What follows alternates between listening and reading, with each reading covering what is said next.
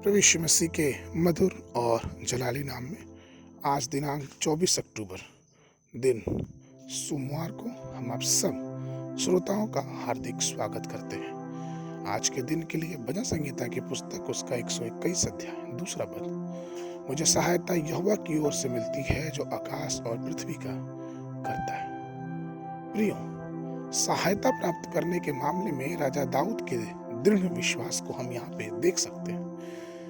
दरअसल आपको भी मदद मिलेगी अगर आप स्वर्ग और पृथ्वी के बनाने वाले प्रभु से उस मदद की गुहार करेंगे। आप निश्चय रूप से यहोवा की मदद पाएंगे क्योंकि उसी ने सारी सृष्टि की रचना की है। जब हमारी निगाहें अपनी प्रार्थनाओं में सिर्फ और सिर्फ यीशु मसीह पे लगी रहती हैं, इसका तात्पर्य यह होता है कि हम प्रभु पे उस घोषणा की, उस विश्वास की मांग करते हैं। भजन संगीता 121 के प्रस्तावना में यह लिखा है कि आरोहण का गीत, अर्थात आरोहण शब्द ऊपर की तरफ जाने की बातों को दर्शाता है। हमें भी अपने जीवन में दाऊद के समान एक ऊपरी तरह से अपने जीवन को लेकर चलना, अर्थात ऐसा कहा जाता है कि हो सकता है कि जब दाऊद जैतून पहाड़ पे चढ़ा हो तब उसने ये गीत गाया हो। वो यरूशलेम में यहोवा के मंदिर को और उस यहोवा को देखता हो जो इस मंदिर में वास करेगा, और तब शायद वो इस नजारे को देखते हुए खुशी खुशी उसने ऐसा कहा है। भजन संगीता उसके 42 के 4 में वो ये भी कहता है, मैं भीड़ के संग जाया करता था, मैं जय जयकार और धन्यवाद के साथ उत्सव करने वाली भीड़ के बीच में परमेश्वर के भवन को धीरे धीरे जाया करता था। ये स्मरण करके मेरा प्राण शोकित हो जाता है। मसीही जीवन वास्तव में पहाड़ पे चढ़ने का जीवन है, अर्थात ऊंचाइयों पे चढ़ने का जीवन है। हमें अपने जीवन में प्रतिदिन ऊंचे स्तर की ओर बढ़ते रहना है। आपको अपने जीवन में इस तरह के निरंतर अर्धगामी प्रगति की लालसा करनी चाहिए। जब लूत को सदोम से बाहर निकाला गया तो उत्पत्ति की पुस्तक उसके 19 अध्याय 17 पद में लिखा, पहाड़ पे भाग जाओ, ऐसा ना हो कि तुम भी नष्ट हो जाओ।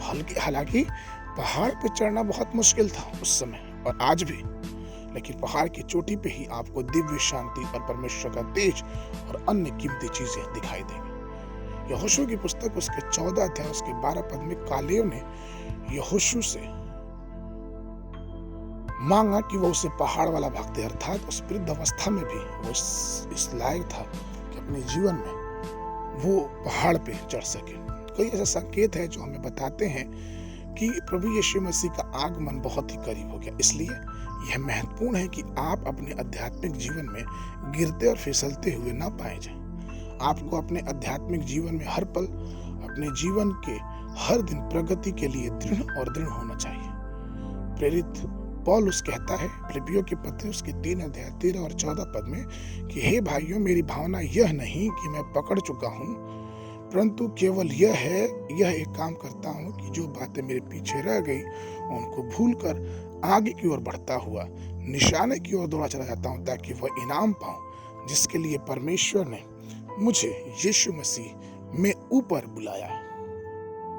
इसलिए प्रभु प्रिय लोग, आइए हम पर्वत के जीवन के आशीषों के लिए पहाड़ों पे चढ़ते रहें, एक जगह रुके नहीं, लेकिन आत्मिक जीवन में सामर्थ्य और महिमा को पाने के लिए स्थिरता से आगे बढ़ते रहें। आज के मनन के लिए भजन संगीता की पुस्तक 124 अध्याय 8 पद। यहोवा जो आकाश से पृथ्वी का करता है, हमारी सहायता उसी के नाम से होती है।